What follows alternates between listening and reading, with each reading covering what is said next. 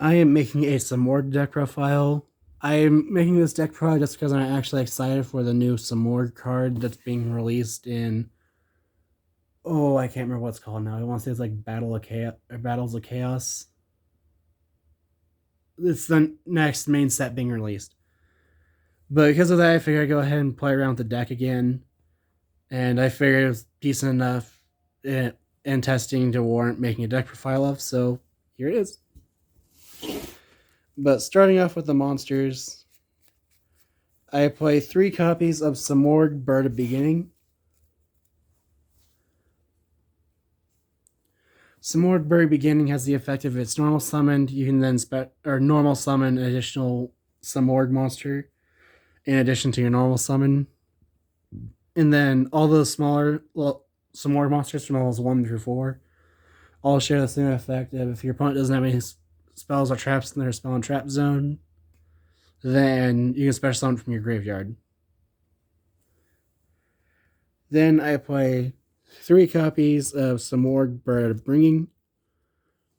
Bird of Bringing's effects, if it's normal summoned, you get to search your deck for 1 Simorgh card.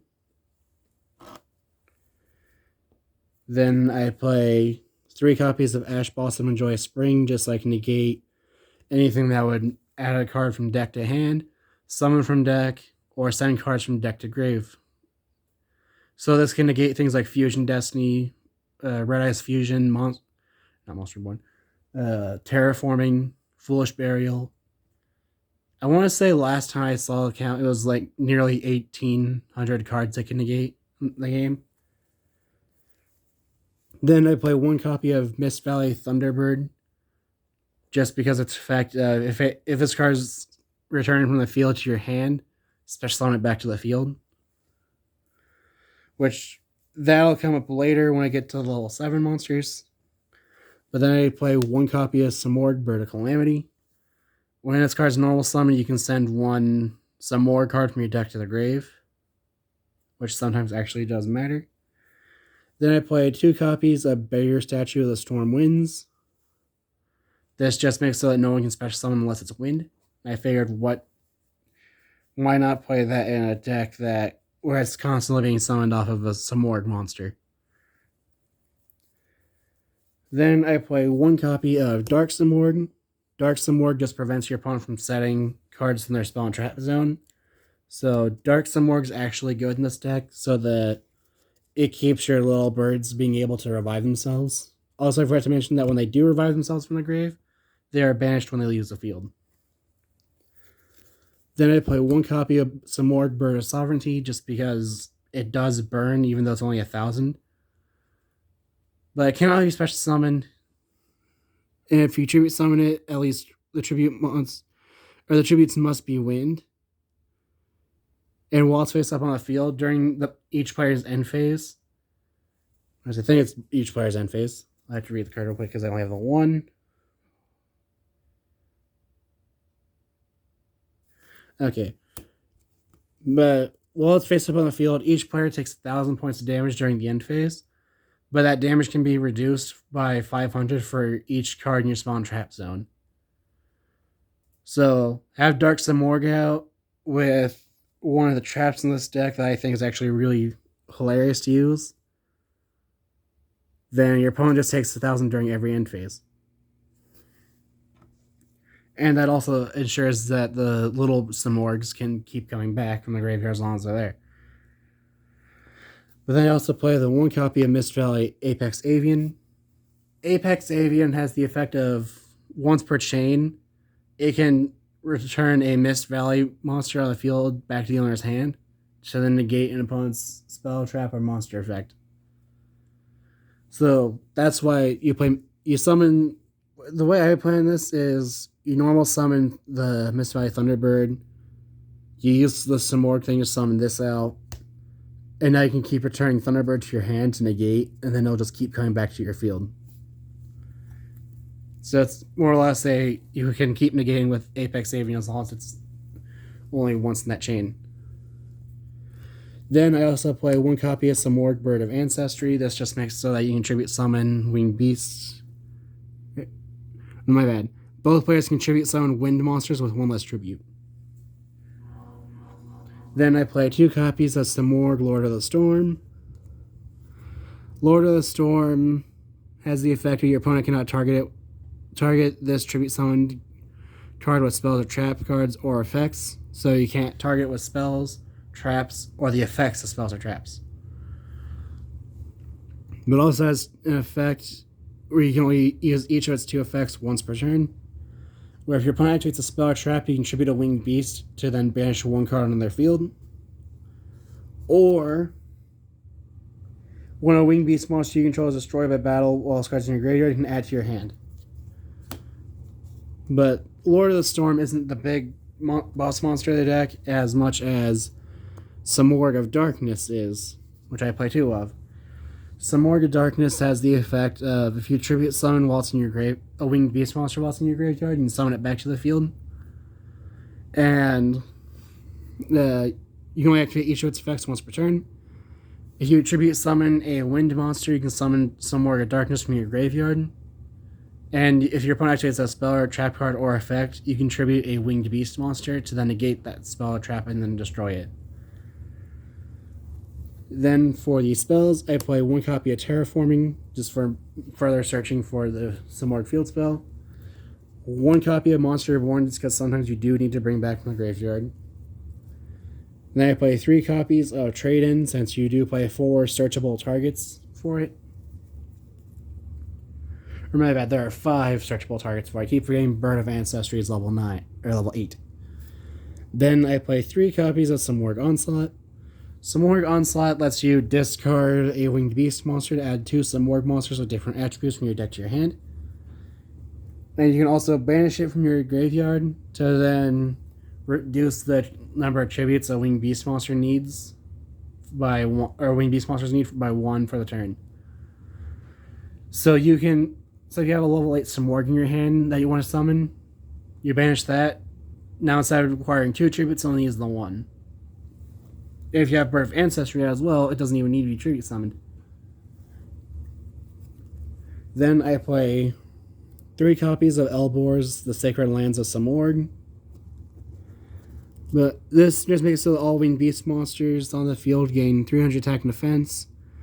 And you can only use each of its effects once per turn, where you can reveal a Simorgh monster in your hand, reduce its level by 1 till the end of the turn. And then if you control a winged beast monster, you can immediately after effect resolves normal summon a winged beast monster. So if you have one of the level 7 Simorghs in your hand, such as Dark Simorgh, you can banish your Simorgh Onslaught. So it requires 1 less tribute, so it requires the 1 tribute. No, I did that wrong.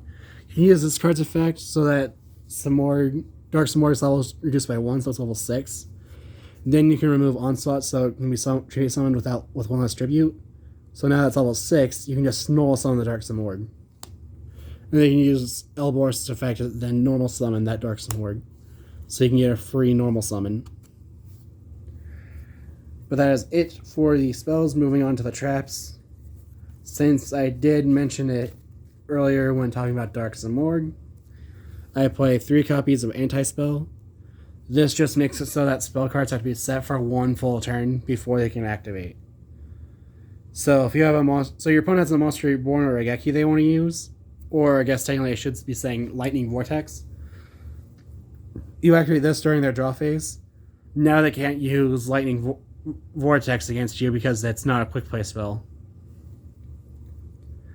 Then I play 3 copies of Infinite Impermanence just for another negate because this deck kind of needs it. And then, since it is a winged beast deck, I do play 3 copies of Harpy's Featherstorm. I feel like Featherstorm is actually fair to play in as long as you're using a wind winged beast deck, such as Harpies, Simorgh. I guess technically using that reason you can also say Lyrilusk, since they're all wind winged beasts. But essentially what Featherstorm does is if you control a wind winged beast, you can activate it, and all your opponent's activated monster effects for that turn are negated. And then if it's destroyed in your spell and trap zone, don't know why it would be destroyed, or how it would end up being destroyed, and you just activate it. But when it's destroyed in your spell and trap zone, you can then add 1 Harpy's Feather Duster from your deck to your hand. Doesn't matter because you don't really play Harpy's Feather Duster. So moving on to the extra deck, I play 1 copy of Link Kuriboh, just because if you have Bird of Beginning and Bird of Bringing in your hand, then playing Link Kuriboh just makes it so that you actually do get to summon your Simorgh Bird of Sovereignty. Also, I forgot to mention it, but the little birds, when they summon themselves back in the graveyard with their effects, you're locked into only special summoning Winged Beast. So, the way it would work is you normal summon Bird of Beginning, then you normal summon Bird of Bringing, start your Onslaught, then you link off the Bird of Beginning for Link Kuriboh, bring it back, link off the 3 for Bird of Sovereignty. Then I play 2 copies of Nightmare Cerberus, just because that would just deal with monsters special summon monsters in the main monster zone. 3 copies of Nightmare Phoenix to deal with back row. 2 copies of Nightmare Unicorn just to put cards back in the deck. 1 copy of Russ Valgar, the Desperate Doom Eagle, just to return cards in your opponent's graveyard back to the deck. Also, if your opponent has no monsters in their graveyard, or once per turn you can target 1 monster opponent's graveyard, put it back in the deck, and your opponent doesn't have any monsters in their graveyard, its attack points are doubled. Or, yes, I should say, it gains 2,400 attack points. So, if your opponent has no monsters in the graveyard, it's a 4,800 attack beater. Then I play 3 copies of Simorgh Bird of Sovereignty. This makes it so that Self and Winged Beasts it points to cannot be cannot be targeted by card effects. And then during the end phase, you can summon a Winged Beast monster to zone it points to, or it's to zone points to. You can just special summon a Winged Beast monster from your deck, as long as its level is equal to or lower than the amount of open spell and trap zones. So if you have 2 or 3 open spell and trap zones and your opponent has 5, you can summon any level 8 or lower Winged Beast from your deck. Then, because it is a wind deck, I do play the 1 copy of Appaloosa, Bow of the Goddess. It gains 800 attack for each monster used for its link summoning, and then it can decrease or lose 800 attack points to then negate an opponent's activated monster effect. You can only use that effect once per chain. So if you make it with 4 monsters, it has 4 monster negates. Then I play 1 copy of Boral Sword, just for OTK. And then I do play 1 copy of Borreload, just in case I've already gone through Boral Sword, or I need to steal an opponent's monster. That's it for my Simorgh deck profile. If you have any ideas of what I can do to improve the deck, any ideas decks you'd like to see me make deck profiles of, or any decks you'd like to see face each other, feel free to comment down below. Thanks for watching.